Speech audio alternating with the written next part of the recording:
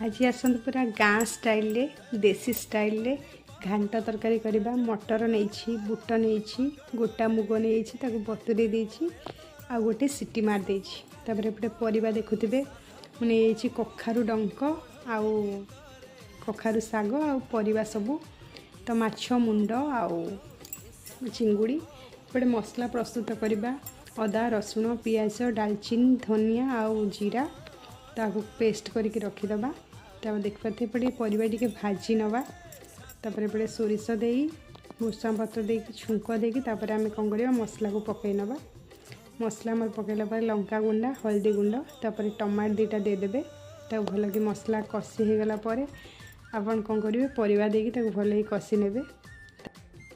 ताधरे अल्प पानी देदेबा। पानी देला परे करी पाउडर टिके देकी ताको लुण देकी फुटिबा को छाड़िबा। तापर देखिपारथि मु जो सिझेकी रखली मटर बुट ताको एथिरे पकई दबा।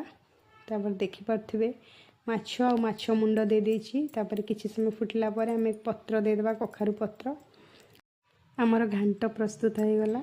जदि मो वीडियो आपण मानकु भल लागुछि निश्चिंत लाइक गोटे करेंगे। नेक्स्ट वीडियो देखा। Bye bye.